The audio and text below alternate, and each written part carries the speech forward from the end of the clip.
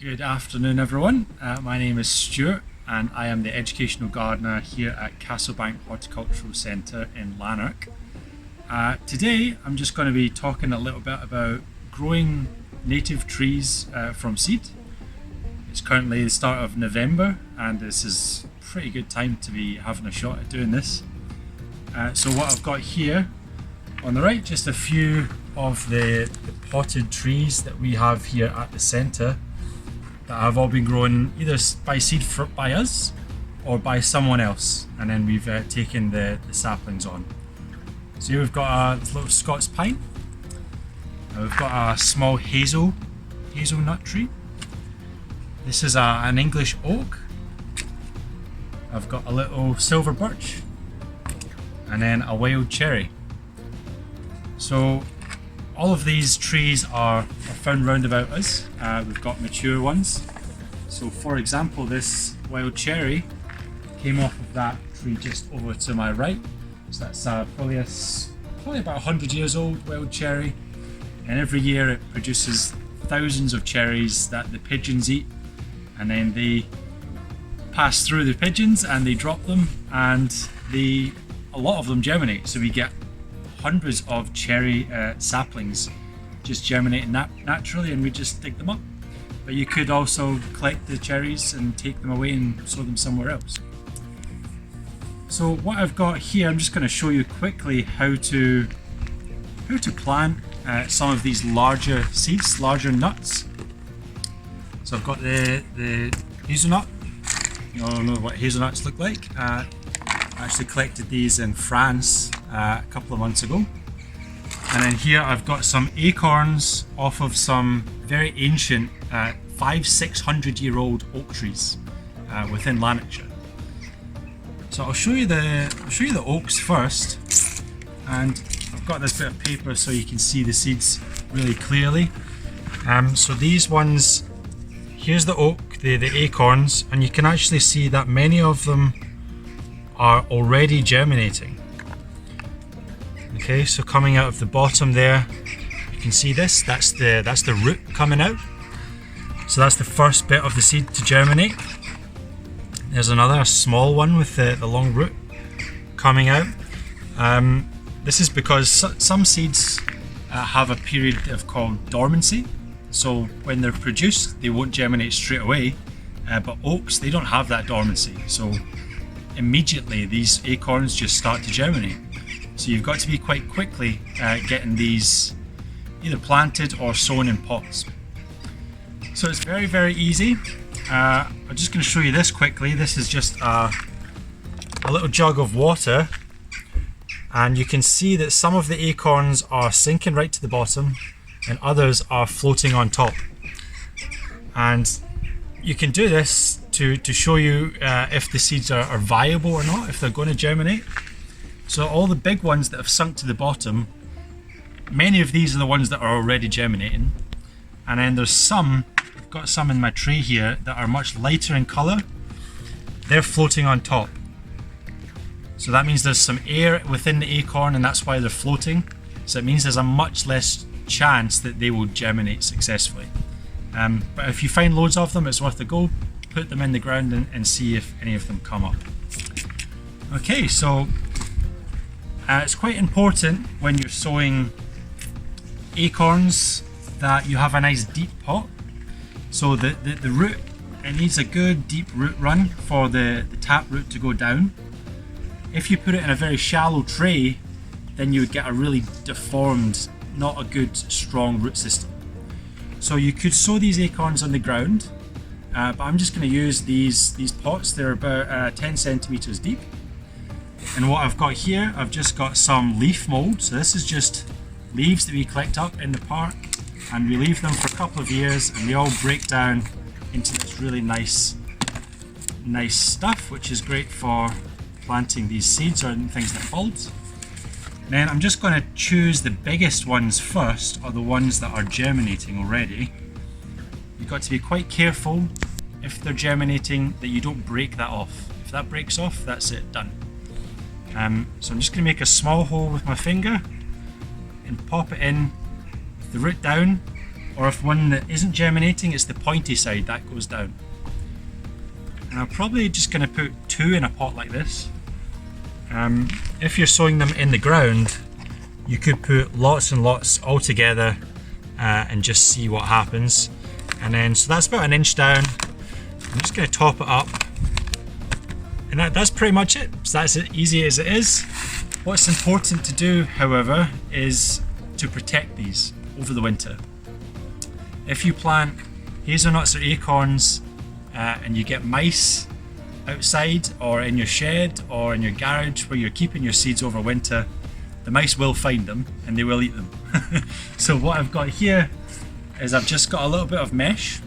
You could use something like chicken wire, just something that a mouse can't get through, and I'll just cover that over like this, and I'll maybe tie it on the bottom and then just put them in a nice big tray and line them all up. And that just means that no matter how hard a mouse tries, he can't get in and actually eat the seeds. Okay, so just the same idea as the acorns with the hazelnuts. Just fill up our pot, give it a tap down, that gets some of the air out, and then we can put maybe 3 hazelnuts in there. These hazelnuts, so they're more dormant than the acorns, so they might take a little bit longer to germinate. It might take a bit longer for you to see signs of growth. So the acorns, you might see signs of growth very early in the new year, whereas the hazelnuts, that might be March or April next year before you see roots coming down through the bottom or leaves starting to appear above ground. And same idea, just cover them up with some kind of mesh to protect them over the winter. Okay, so just one final last thing to say about where do you put your pots.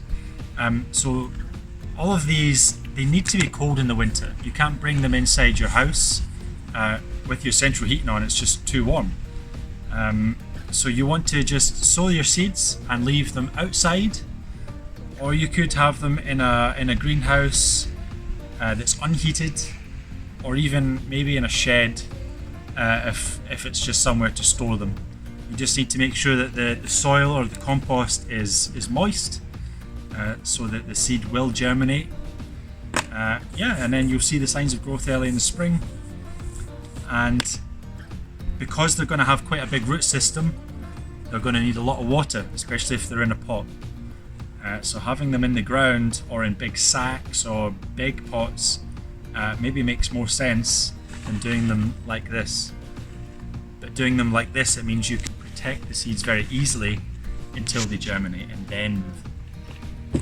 Okay, so we're just going to go and find some other trees that have seeded themselves naturally. Things like silver birch and the cherry, because they produce so many seeds, and the silver birch seeds are tiny, they're carried on the wind. It means that they get scattered everywhere, so it's very difficult to collect them. Not easy to collect them like it is to acorns. So we can just go and find the small saplings and we can dig them up at this time of year. Once they've lost their leaves, you can move these trees round about, if they're small, not if they're not mature trees. Okay, so here we're in a kind of soft fruit area. We've got some gooseberries, raspberries, blackcurrants. But just straight in front of me here, this is a willow tree, crack willow, which has seeded itself off of a mature tree just 100 meters behind me. So the seed has traveled that whole way. It's going to lose its leaves very soon. But it's November, so this plant's going into dormancy now. So we can quite comfortably move it. It's still small. So all we need to do is nice sharp spade and get in, lifting it up like that. Try not to damage the roots. And I can see there's one main root here, and I'm just going to hold it by the bottom where it's much stronger than at the top and just see how it comes. So it's still another root, so I'm just going to go in from a different angle like that, and then it doesn't matter if a few break. So there we go. So that's I've left a little bit of root behind, but that doesn't matter. So that's a small willow tree, and now we can put that wherever we want. I'm going to put this in a pot and maybe pass it on to someone else. But that's just an example of a wind dispersed seed, so they make tiny seeds. I've just spotted this one. We're just out in Castlebank Park having a little walk, and down here is a very small oak tree. So this looks like a 1-year-old, probably germinated earlier this spring. So it should have a small root system. I'll just go in like that, see if I can get it out. Coming up fairly easily. There we go. Ah, that's great as well. So you can see here's the acorn. So that is the acorn that germinated this spring, and there's that long straight root. So that's why we want to have them in nice deep pots. Very important. Yeah, so that's a 1-year-old, so we can pot that on or move it somewhere else and let it grow up, and by this time next year it should be similar to the size that we looked at earlier. Right, I'm just going to put my little oak sapling just down there just now, because we've come down this path and spotted a couple of little trees here, and these are, well, there's 3 here in total. So these are silver birch, so these ones that have got the very small seeds. So I'll try and move this one first. Again, just clear some of the leaves away and go in, don't go in too close to the stem, come out a few inches. It's quite tough because it's stones here. I'm just going to push in and it should lift up. And again, just pulling it from very close down. You can kind of feel if you're breaking roots. There we go, got the roots still attached. And yeah, so much easier if you live somewhere that's got birch trees round about. Instead of trying to collect the seeds and sow them in pots, just come out at this time of year and see if you can find any young saplings. Because this is a park, we don't want trees growing in the paths, so this is a perfect place to find these. And if they weren't removed and saved, they would probably just get trimmed down and cut down, and then that would be the end of them. So we're saving them and going to plant them somewhere where we want them to be. Right, so we're back at the horticultural centre. We've had a little walk and dug up a few saplings that we found around the edges of paths, places where we don't really want these trees to be. So definitely don't recommend that you go and dig up trees that are in deliberately planted borders, and try not to damage natural areas as well. But in places like the edges of parks or the edges of public walking paths, if we didn't save these, they would just get trimmed down. The council would come along and cut them all down and clear them out. So by digging them up, taking a little spade, you're actually going to be saving them. So just on a quick walk, we found some holly saplings. Found a little sycamore. I've got an elder tree. We've got quite a few silver birches, and then the willow, the cracked willow that we found earlier. So if you're going to be potting these up, because they are slightly bigger, slightly older, again, I remember I recommended a deeper pot for sowing your acorns, so you need an even deeper pot now for planting on these trees. And again, with the holly, you can see the nice deep straight root. So for that, for example, I've got some potting soil here, which is a mixture of loam or just good natural soil with some compost and some grit. I'm just going to fill it up, make a nice hole, and then just fill around about that with my potting mix. Just lightly firm it in with your fingers, and that's your potted on holly. Give that a nice water, and then it should fill up the pot with its roots next year. Keep it well watered, or you could plant it straight somewhere else in your garden, or just put it straight somewhere else in the ground right now and just miss out the pot stage altogether. Okay, so I think I've covered everything that I wanted to cover. Hope you've found it useful and interesting. Please do try sowing some acorns, some hazelnuts. If you can find saplings, brilliant. You can even buy seed online if you can't find your own. Just try and find Scottish seed, Scottish acorns. You might see them on larger websites that are for decorative purposes. Those might not germinate. So you need to buy seeds that have not been heated in any way or treated in any way to kill off diseases, because if they are, they've been cooked and they won't germinate.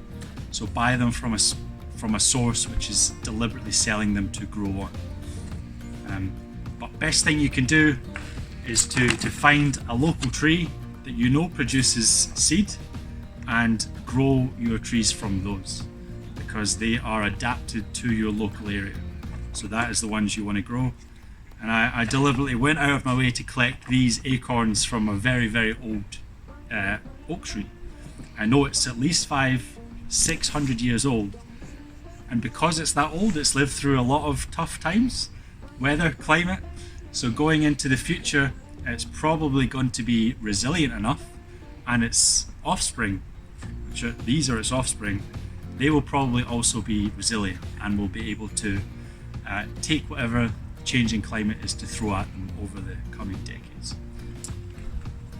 One thing that I want to point out and talk about is different types of native trees. These are some examples. They all get to different sizes. You'll see a lot along lots of residential streets that were houses that were built maybe 80, 100 years ago. Very large trees were built on the streets, and you see that the paving's coming up, and then what ends up happening is they just get too big and dangerous and they have to be cut down, and that's a real shame. So it makes sense if you want to put one of these in your garden or in a small public space that you think about the type of tree that you're putting. An oak tree, for example, or a beech tree, don't know if you can see it over behind me. These are very, very large trees, far too big for residential areas or for a small garden. Great for big parks where there's huge amounts of space, or in woodlands. But if you've got a garden, you can grow something like a silver birch. This is a very slender, upright tree, so you're still going to get height. There's some behind me over here with the yellow leaves. So they've not got large branches that take up a huge area. They're quite straight, quite slender, and it's very, very easy that if it's too big, you can just take some of those trunks off or take some branches off. Another example is the hazel. This is quite a small native tree. It's great for wildlife, but again, you can just, if it gets too big, you just cut it down. It's called coppicing, and it just cut it to the ground and it will regrow. Holly, you can use that as a hedge plant, or you can let it grow into a shrub. What else? Things like hawthorn, blackthorn. So these are all small native trees. Things like your oaks, your beeches, your Scots pines, quite large trees, sycamores as well, quite big, horse chestnuts, quite big. So just think carefully about what you're going to put in your garden if that's where you're going to plant a tree.